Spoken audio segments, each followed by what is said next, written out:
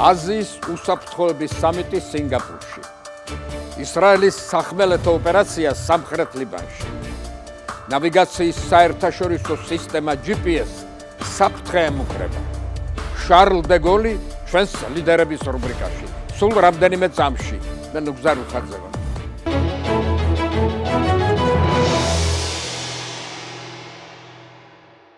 გამარჯობა. ისრაელმა სამხრეთ ლიბანში სახმელეთო ოპერაცია გააფართოვა. ქვეყნის სამხედრო ძალებმა მდინარე ლიტანი გადაკვეთა და ჰეზბოლას მებრძოლებს შეუტია. ისრაელის არმიის განცხადებით ეს ლიბანის ტერიტორიაზე ჩატარებული ყველაზე მასშტაბური სახმელეთო ოპერაცია უკანასკნელი 25 წლის მანძილზე. ისრაელის პრემიერ-მინისტრის განცხადებით, თუ ტერორისტული დაჯგუფება ჰეზბოლა ისრაელის ჩრდილოეთზე თავდასხმებს არ შეწყვეტს, ისრაელი ბეირუთზე დარტყმების განხორციელების თავდაპირველ გეგმას შეასრულებს. ისრაელის არმიამ ასევე ლიბანის სტრატეგიული მნიშვნელობის ქედზე მდებარე ციხესიმაგრე ბოფორი დაიკავა, რამაც ისრაელში და მის ფარგლებს გარეთაც დიდი კრიტიკა დაიმსახურა. ბოფორის ცნობილი ციხესიმაგრე არაბულად კალაათ ალ-შაკიფი, რომლის ისტორია 900 წელს ითვლის, ჯვაროსნებმა ააგეს მე-12 საუკუნეში. სიტყვა ბოფორი, ბოფორ, ფრანგულად ლამაზ ციხესიმაგრეს ნიშნავს. მთაზე განლაგებული სამხედრო სტრატეგიული ნაგებობა მუდამ დაპყრობის ობიექტი იყო, რადგან მდინარე ლიტანის კალაპოტსა და მის ჭალებს გადახურებს, საიდანაც დიდი ტერიტორიის გაკონტროლება შეიძლება. მე-20 საუკუნის 80-იან წლებში აქ პალესტინელ მებრძოლებს სამხედრო ბაზა ჰქონდათ. ისრაელის ჯარმა ციხესიმაგრე 1982 წელს ლიბანის პირველი ომის ერთ-ერთი ბრძოლის შედეგად დაიკავა და 18 წელიწად შეინარჩუნა. ისტორიის ეს მონაკვეთი, როგორც ისრაელის, ისე ლიბანელი ხალხისთვის უაღრესად მტკივნეული დროა. როგორც ბენიამინ ნეტანიაჰუმ თქვა, ეს ისტორიული ადგილი ისრაელის საზოგადოებაში ღრმა განხეთქილების სიმბოლოდ იქცა, რადგან ციხესიმაგრის დაკავების დროს ისრაელის ჯარისკაცთა ბევრი სისხლი დაიღვარა. როგორც ისრაელის პრესამ აღნიშნა, ვინც ამ სიმაღლეს იღებს, მალევე ხვდება, რომ ისრაელს იქიდან ვერ დაიცავ. ისრაელის მთავრობის ეს მანევრი მწვავედ გააკრიტიკა ქვეყნის ექს-პრემიერმა ეჰუდ ბარაკმა, რომლის აზრით ისრაელი ასე ჰეზბოლას ვერ გაანადგურებს. შედეგს რომ მიაღწიოს, მაშინ მთელი ლიბანი უნდა დაიკავოს. ეს კი არც პოლიტიკურად, არც სამხედრო თვალსაზრისით არაა გამართლებული. ეჰუდ ბარაკმა ხაზი გაუსვა, რომ ასეთი მოქმედებით ისრაელი განადგურების ნაცვლად კიდევ უფრო აძლიერებს ჰეზბოლას. მან მე-20 საუკუნის 80-იანი წლები გაიხსენა, როცა ისრაელმა თითქმის მთელი ლიბანი აიღო, მაგრამ ვერც იქაური მებრძოლები ვერ მოსპო და ვერც ტერორიზმი შეაჩერა. ამ დროს ორივე მხარეს სისხლის ზღვარი დადგა. ისრაელის სამხედრო პოლიტიკური ექსპერტები ეჰუდ ბარაკს ეთანხმებიან. მათი აზრით, ისრაელი ჰეზბოლას განეიტრალებას მხოლოდ ლიბანის მთავრობის დახმარებით შეძლებს. გონივრული იქნება, თუ ისრაელი თანამშრომლობის ხელს გაუწოდებს ლიბანის ადმინისტრაციას, რომ ერთიანი ძალისხმევით გაუმკლავდნენ ჰეზბოლას. ამ სამხედრო ოპერაციის გამო ისრაელი საერთაშორისო არენაზეც დიდ ზეწოლას განიცდის. საფრანგეთმა გაეროს უშიშროების საბჭოს სხდომის ჩატარება მოითხოვა. ირანმა პროტესტის ნიშნად ამერიკასთან სამშვიდობო მოლაპარაკება შეაჩერა. თვით ამერიკის პრეზიდენტიც უკმაყოფილო დარჩა. ის პირადად ელაპარაკა ნეტანიაჰუს და გააფრთხილა, რომ ლიბანის დედაქალაქის დაბომბვა ისრაელს მსოფლიოში კიდევ უფრო მეტად იზოლირებულს გახდის და სამხედრო ოპერაციის შეჩერება მოსთხოვა. ამ სატელეფონო საუბრის შემდეგ ნეტანიაჰუმ მართლაც შეაჩერა წამოწყებული სამხედრო ოპერაცია. ამერიკის პრეზიდენტის აზრით, ჰეზბოლას საკითხი დიპლომატიური მეთოდებით უნდა მოგვარდეს. შტატების ინიციატივით ისრაელსა და ლიბანს შორის მოლაპარაკება მიმდინარეობს, თუმცა ჯერჯერობით უშედეგოდ. დონალდ ტრამპს კი ჟერა რომ წარმატების მიღწევა შესაძლებელია.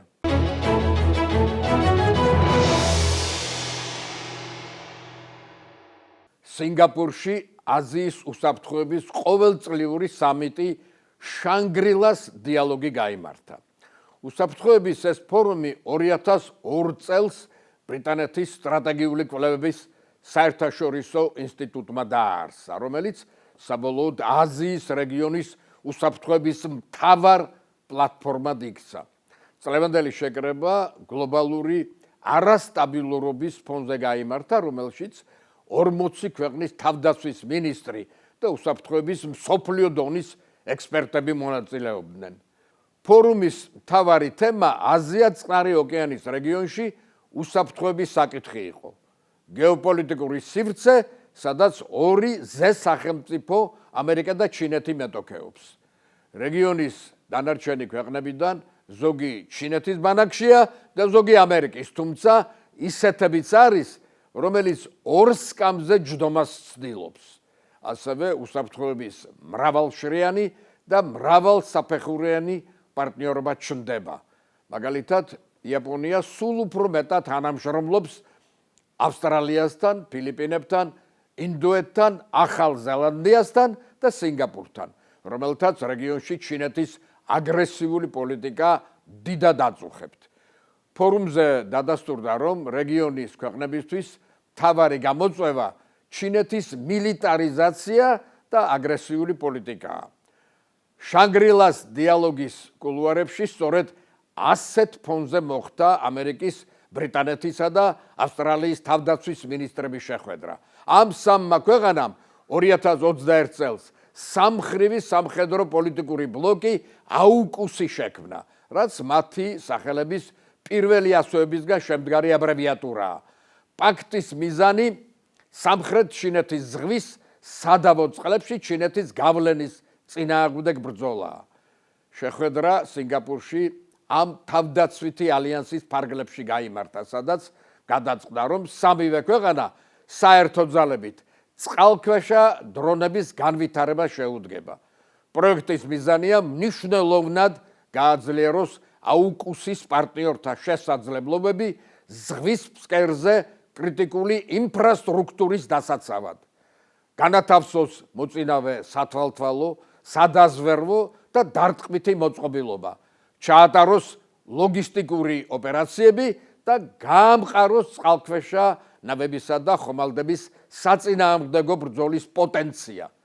პროექტის საერთო ღირებულება არ დასახელებულა, თუმცა, როგორც ბრიტანეთის თავდაცვის მინისტრმა ჯონ ჰილიმ განაცხადა, პროექტის მხარდასაჭერად მისი ქვეყანა 150 მილიონ ფუნტს გამოჰყოფს. შეხვედრაზე ითქვა, რომ ხელშეკრულება მთლიანად ემთხვევა პენტაგონის საზღვაო გეგმებს. ამერიკის საზღვაო ძალების შტაბის უფროსი ადმირალი დერილ კოდლი და პენტაგონის სხვა ლიდერები დაინტერესებულნი არიან უპილოტო პლატფორმების გამოყენებაში. ადმირალის აზრით, თანამედროვე ძლიერ ფლოტს ძალიან სჭირდება ასეთი ტექნოლოგიები. წლის დასაწყისში კოდლმა ამერიკის თავდაცვის სტრატეგია წარადგინა, რომელიც რობოტული და ავტონომიური სისტემების ქსელის და მასთან დაკავშირებული დამხმარე საშუალებების განლაგებას ითვალისწინებს. ბოლო ხელშეკრულების ჩათვლით AUKUS-მა თავის არსებობის მანძილზე 3 დიდი ხელშეკრულება გააფორმა. პირველი ავსტრალიისთვის ბირთვული წყალქვეშა ნავების აშენებას გულისხმობს. მეორე ამ ქვეყნების თანამშრომლობას ეხება თავდაცვის მოწინავე ტექნოლოგიების განვითარებაში, მათ შორის კვანტური გამოთვლების წყალქვეშა და ჰიპერბგერითი ტექნოლოგიების, ხელოვნური ინტელექტისა და კიბერტექნოლოგიების სფეროში. ჩინეთმა და რუსეთმა AUKUS-ი და მისი ხელშეკრულებები ხიფათის შემცველად მოიხსენია. მათი აზრით, ყოველივე ეს გამალებულ შეიარაღებასა და დაძაბულობას გამოიწვევს რეგიონში. რუსეთის საგარეო საქმეთა მინისტრმა სერგეი ლავროვმა ფართო კომენტარი გააკეთა თემაზე. მისი აზრით, ამერიკა ამ რეგიონში ნატოს მსგავს მინი ბლოკებს ქმნის, რაც ძირს უთხრის რეგიონში მშვიდობიან თანაცხოვრებას, ზრდის ზეწოლას რუსეთის უახლოეს პარტნიორებზე, ჩინეთსა და ჩრდილოეთ კორეაზე და, რა თქმა უნდა, რუსეთის კანონიერ ინტერესებსაც ეწინააღმდეგება.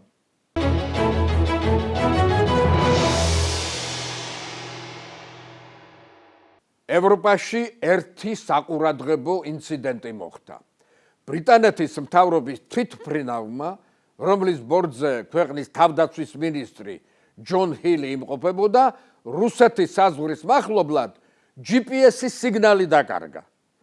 მინისტრი ესტონეთში განლაგებული ბრიტანული სამხედრო დანაყოფების ინსპექტირების შემდეგ სამშობლოში ბრუნდებოდა. GPS-ი თითქმის მთელი ფრენის განმავლობაში არ მუშაობდა, რამაც ზოგიერთი საფრენი ხელსაწყოს მუშაობის შეფერხება გამოიწვია. ბრიტანული საჰაერო ხომალდი მხოლოდ პილოტების ოსტატობის წყალობით გადაურჩა ავიაკატასტროფას. ეს არ არის პირველი შემთხვევა, როცა ევროპის თვითმფრინავი რუსეთის საზღვართან ახლოს GPS-ის სიგნალს კარგავს. მაგალითად, შარშან ბულგარეთის ცაში ევროკომისიის პრეზიდენტის ურსულა ფონ დერ ლაიენის თვითმფრინავის GPS-ის სისტემა გაითიშა. ასეთი ინციდენტები ძალიან გახშირდა რუსეთის, ირანისა და ისრაელის მახლობლად, რომლის მიზეზი სავარაუდოდ რადიოელექტრონული სამხედრო აპარატურის არასათანადოდ გამოყენების ბრალია. რადიოელექტრონული ჭიდილი თანამედროვე ბრძოლის ერთ-ერთი სახეობაა, რომლის დროს მოწინააღმდეგის კავშირგაბმულობაზე, სადაზვერვო საშუალებებსა და ავიაციაზე მათში არსებული ინფორმაციის შეცვლის მიზნით ხორციელდება ზემოქმედება, რაც რადიო გამოსხივების გამოყენებით ხდება. რადიოელექტრონული ბრძოლის ხერხებს ხშირად იყენებენ დრონების, რაკეტებისა და სამხედრო თვითმფრინავების ჩამოსაგდებად, რაც GPS-ის სიგნალების ჩახშობით მიიღწევა. GPS-ი დედამიწაზე ადგილმდებარეობის გამსაზღვრელი სისტემა, გლობალური სანავიგაციო სატელიტური კომპლექსია, რომელიც ნავიგაციასა და ფრენის განრიგის სერვისებს უზრუნველყოფს მსოფლიო მასშტაბით. თანამედროვე სამყარო ამ სისტემის გარეშე წარმოუდგენელია. დაწყებული ავიაციითა და დამთავრებული მობილური ტელეფონებით ყველა ამ სისტემას იყენებს და მისი გათიშვა ან ხარვეზით მუშაობა ყველასთვის მტკივნეულია. GPS-ის სიგნალები შეიძლება დაიკარგოს ბუნებრივი მოვლენების, მაგალითად, მზის ქარიშხლების შედეგად, თუმცა ეს შემთხვევები, როგორც წესი, ხანმოკლეა. მიზანმიმართულად სიგნალის ჩახშობა ხდება მხოლოდ სამხედრო სისტემების გამოყენებით. GPS-ის თანამგზავრი რადიო სიგნალებს გადასცემს კონკრეტულ სიხშირეებზე. მიმღები სიგნალებს სულ მცირე 4 თანამგზავრიდან იღებს და იყენებს ფრენის კოორდინატების გამოსათვლელად. ჩამხშობი კი უფრო ძლიერ სიგნალს გადასცემს იმავე ან ახლომდებარე სიხშირეებზე, რომ თანამგზავრებიდან მიღებული სიგნალები დაბლოკოს. შედეგად, მიმღები ვერ უკავშირდება თანამგზავრებს და კარგავს სიგნალს. ბოლო დროს ჩახშობის გარდა GPS სიგნალის გაყალბების მეთოდიც გავრცელდა, რომლის პრინციპი ოდნავ განსხვავდება ჩახშობისგან. მაგალითად, თვითმფრინავის სიგნალის ასლს განგებ ქმნიან და გადასცემენ შესაბამისად, რათა შეიქმნას შტაბეჭდილება თითქოს თვითმფრინავი სივრცეში ან დროში სხვაგან იმყოფება. გაყალბება შესაძლებელია მხოლოდ სპეციალური მოწყობილობის გამოყენებით, რომელიც თვითმფრინავის GPS გადამცემის გაშიფრვას და კოპირებას ახდენს. ექსპერტების თქმით, სიგნალის გაყალბება პოტენციურად უფრო საშიშია, ვიდრე სიგნალის ჩახშობა, რადგან პილოტმა შეიძლება ვერც კი გააცნობიეროს, რა ხდება. ცრუ სიგნალი, ასე ვთქვათ, აინფიცირებს თვითმფრინავის ნავიგაციის მართვის ცენტრს. საგანგაშო ისიცაა, რომ სიგნალების ჩახშობა ან გაყალბება ისეთი ძლიერი სისტემებით ხდება, რომ კონფლიქტის ზონიდან ასობით კილომეტრით დაშორებულ დისტანციაზეც კი GPS-ის სისტემა გაუმართავად მუშაობს, რაც მთელი ავიაციის მუშაობის შეფერხებას იწვევს. ოფიციალური მონაცემებით დაახლოებით 123,000 რეისზე იმოქმედა ასეთმა ნავიგაციურმა ჩარევამ. გასულ შემოდგომაზე სიტუაცია იმდენად საგანგაშო იყო, რომ მსოფლიო სამოქალაქო ავიაციის საერთაშორისო ორგანიზაციამ ასეთი ჩარევები დაგმო ორი მთავარი დამრღვევის, რუსეთისა და ჩრდილოეთ კორეის იდენტიფიცირება მოახდინა და მათ ოფიციალური ნოტა გაუგზავნა. GPS სიგნალების ჩახშობის გამო ავიაციის გარდა საზღვაო ნავიგაციაც ზიანდება, რადგან ისიც ფართოდ იყენებს GPS სისტემას. მაგალითად, შარშან სიგნალის ჩახშობის გამო ორი დიდი ინციდენტი მოხდა. ფინეთის სრუტეში გემმა სახელად მეგნა პრინცესმა არასწორად დაამუხრუჭა, რამაც ავარია გამოიწვია. მეორე ინციდენტი საუდის არაბეთის ჯიდას პორტში მოხდა, სადაც ნავიგაციის გაუმართავობის გამო დიდმა საკონტეინერო გემმა ავარია მოახდინა. ამ ინციდენტების გამო ბევრი ქვეყანა ახალ გეგმებზე მუშაობს. მაგალითად, ნორვეგია მომხმარებელს დაბალი ორბიტის თანამგზავრების სიგნალებს სთავაზობს, რომლის დარღვევა გაცილებით რთულია, ვიდრე ჩვეულებრივი თანამგზავრებისგან მიღებული სიგნალის ხელშეშლა. ყველა დროის უდიდეს ფრანგებს შორის ორ ადამიანს გამოარჩევენ: ნაპოლეონსა და შარლ დე გოლს. საფრანგეთს ორივე გმირი რთულ დროს მოევლინა. შარლ დე გოლი 1890 წელს ჩრდილოეთ საფრანგეთის ქალაქ ლილში ტრადიციულ არისტოკრატიულ ოჯახში დაიბადა. მამამისი ანრი დე გოლი ისტორიის პროფესორი იყო, დედა ჟანა მაიო ტექსტილის მდიდარი მწარმოებლის ქალიშვილი. დე გოლების ოჯახს 5 შვილი ჰყავდათ. შარლმა პარიზის იეზუიტთა სკოლის დამთავრების შემდეგ ნაპოლეონის მიერ დაარსებულ პრესტიჟულ სან-სირის სამხედრო სასწავლებელში განაგრძო სწავლა. მომავალი ოფიცერი ბრწყინვალე მოსწავლე იყო. მისი კარგი ხასიათისა და უზადო ქცევის გამო მეგობრებმა გადასახლებაში მყოფი მეფე უწოდეს. მოშურნეებმა კი სიმაღლის, მაღალი შუბლისა და მოზრდილი ცხვირის გამო დიდი ასპარაგუსი, ანუ სატაცური შეარქვეს. ლეიტენანტ დე გოლის პირველი სამხედრო შენაერთი ქვეითი პოლკი იყო, პოლკოვნიკ პეტენის ხელმძღვანელობით. იმის შემდეგ მათი ბედი ერთმანეთს გადაეჯაჭვა. პირველ მსოფლიო ომში პეტენმა სახელი გაითქვა როგორც ბრწყინვალე მხედართმთავარმა და მარშლის სამხედრო წოდებაც მიიღო. 1940 წელს მან ნაცისტურ გერმანიასთან კაპიტულაციას მოაწერა ხელი, შემდეგ კი ჰიტლერთან განაგრძო კოლაბორაცია. ამის გამო ომის დამთავრების შემდეგ მას სიკვდილი მიუსაჯეს, მაგრამ დე გოლმა შეიწყალა. პირველი მსოფლიო ომის ნახევარი ახალგაზრდა ოფიცერმა დე გოლმა ფრონტზე გაატარა, ნახევარი კი გერმანიის ტყვეობაში. სამჯერ დაიჭრა. 1916 წელს ვერდენთან ბრძოლის დროს მას მძიმე ჭრილობა მიიღო.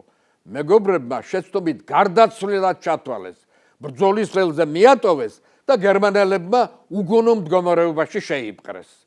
დე გოლმა 5ჯერ სცადა გერმანული ციხიდან გაქცევა, მაგრამ საბოლოოდ 1918 წელს საომარ მოქმედებათა დასრულების შემდეგ თავად გერმანელებმა გაათავისუფლეს. ინგოლშტადტის ციხეში დე გოლი რუს ოფიცერ მიხაილ ტუხაჩევსკისთან ერთად იჯდა, რომელიც მოგვიანებით საბჭოთა კავშირის მარშალი გახდა. ტყვეობის დროს დე გოლი გერმანულ ენასაც დაეუფლა და გერმანიის სამხედრო სტრატეგიას შეისწავლა. წლების შემდეგ მან გერმანიის სამხედრო ტაქტიკაზე წიგნი დაწერა. გერმანული სამხედრო საქმის ყველაზე დიდი მცოდნე გახდა საფრანგეთში. ტყვეობიდან გათავისუფლების შემდეგ პოლონეთში ჩავიდა, სადაც პოლონეთის ერთ-ერთ უმაღლეს სამხედრო სასწავლებელში სამხედრო თეორიის ლექტორად მიიწვიეს. 1920 წელს საბჭოთა კავშირთან გამარჯვებაში პოლონეთის არმიას დაეხმარა. პოლონეთის მთავრობამ დეგოლს არმიის გენშტაბში სტაბილური თანამდებობა შესთავაზა, მაგრამ მან უარი თქვა. სამშობლოში დაბრუნდა და მშობლიური სანსირის სამხედრო სასწავლებლის ლექტორი გახდა. საფრანგეთში დეგოლმა საყოველთაო ავტორიტეტი მოიხვეჭა. სატანკო ბრძოლებით ცნობილი სტრატეგი გახდა. 1930-იანი წლებიდან იგი ქვეყნის სახელმწიფო აპარატში მუშაობდა, ჯერ უმაღლეს სამხედრო საბჭოში და შემდეგ ომის სამინისტროში. 1937-39 წლებში პოლკოვნიკი დეგოლი სატანკო პოლკს მეთაურობდა. მეორე მსოფლიო ომი რომ დაიწყო, ჯერ სატანკო კორპუსის, შემდეგ კი დივიზიის მეთაური იყო. მისმა დივიზიამ ვერმახტის სწრაფი წინსვლის დროებით შეჩერება შეძლო. ბრძოლებში გამოჩენილი მამაცობისთვის ბრიგადის გენერლად დააწინაურეს. 1940 წელს ომის მინისტრის მოადგილედ დანიშნეს. საფრანგეთისთვის ამ უაღრესად კრიტიკულ დღეებში, როცა ქვეყნის კაპიტულაცია ეროვნულ კატასტროფად იქცა, გენერალ შარლ დე გოლისა და მისი მენტორის მარშალ პეტენის გზები გაიყო. 1941 წელს, როცა პეტენი საფრანგეთის პრემიერ-მინისტრი გახდა და ნაცისტურ გერმანიასთან ცეცხლის შეწყვეტის შესახებ მოლაპარაკების დაწყება გამოაცხადა, დე გოლმა უარი თქვა მისი ბრძანების შესრულებაზე და ბრიტანული თვითმფრინავით ლონდონში გაემგზავრა. ამბოხებულმა ფრანგმა გენერალმა BBC-ს რადიოთი ფრანგებს ჰიტლერის წინააღმდეგ ბრძოლის გაგრძელებისკენ მოუწოდა. მალე დე გოლი ლონდონში ფრანგულ დევნილ მთავრობას ჩაუდგა სათავეში. თან ფრანგულ პარტიზანულ გამათავისუფლებელ მოძრაობას ხელმძღვანელობდა. მისი დამსახურებაა, რომ სამივე ანტიჰიტლერულმა მოკავშირემ, ამერიკამ, საბჭოთა კავშირმა და ბრიტანეთმა მხოლოდ დე გოლის მთავრობა აღიარა, თუმცა რუზველტთან და ჩერჩილთან რთული ურთიერთობა ჰქონდა. სხვა პოლიტიკოსებისგან განსხვავებით, დე გოლი დახტაცებული იყო ამერიკის ჯარების სარდალი და მომავალი პრეზიდენტი დუაიტ ეიზენჰაუერი. 1944 წელს, როცა ეიზენჰაუერის მეთაურობით მოკავშირეებმა საფრანგეთში ჯარი გადასხა, დე გოლმა ფრანგებს ისევ რადიოთი მიმართა. მალე ის სამშობლოში გაემგზავრა და პარიზში ტრიუმფით შევიდა. მოგვიანებით საფრანგეთის დროებითი მთავრობის ხელმძღვანელი გახდა. დე გოლი თავისი პოლიტიკური და სამხედრო მეთოდებით ყოველთვის საფრანგეთის სიდიადისთვის იბრძოდა. არც ერთ მოკავშირეს ბრმად არ ენდობოდა. მისი საგარეო პოლიტიკა ძალთა ბალანსის პრინციპს ემყარებოდა. მას ეკუთვნის სიტყვები „ერს არ ჰყავს მეგობრები, მას მხოლოდ ინტერესები აქვს“. იალტის კონფერენციამდე მოსკოვში გაფრინდა და საბჭოთა კავშირთან მეგობრობის ხელშეკრულება გააფორმა. ასეთი საგარეო პოლიტიკის გატარებით საფრანგეთმა ზესახელმწიფო სტატუსი შეინარჩუნა. სწორედ დე გოლის დამსახურებაა, რომ საფრანგეთს დღემდე გაეროს უშიშროების საბჭოში ვეტოს უფლება აქვს. ამ წარმატებათა მიუხედავად, გენერალმა დე გოლმა შიდა პოლიტიკაში არაერთი მარცხი განიცადა. 1946 წელს ქვეყნის მეთაურის პოსტი დატოვა და ოპოზიციაში გადავიდა. მას არ მოსწონდა საფრანგეთის საპარლამენტო მმართველობა. ძლიერი საპრეზიდენტო მმართველობის მომხრე იყო. 1947 წელს დე გოლმა მემარჯვენე კონსერვატული პარტია დააარსა და ყველა მონათესავე პარტიას გოლისტები უწოდა. 1953 წელს დე გოლი აქტიური პოლიტიკიდან წავიდა. პარიზის მახლობლად თავის აგარაკში ჩაიკეტა და წიგნების, მათ შორის მემუარების წერას შეუდგა. 1958 წელს შარლ დე გოლი კვლავაც დასჭირდა საფრანგეთს. მაშინდელი მეოთხე რესპუბლიკა კრიზისში იყო. იმავე წელს დე გოლი ქვეყნის პრემიერ-მინისტრად აირჩიეს. მისი ინიციატივით საფრანგეთის საპარლამენტოდან საპრეზიდენტო რესპუბლიკად გადაკეთდა და მეხუთე რესპუბლიკის პირველ პრეზიდენტად ფრანგმა ხალხმა შარლ დე გოლი აირჩია.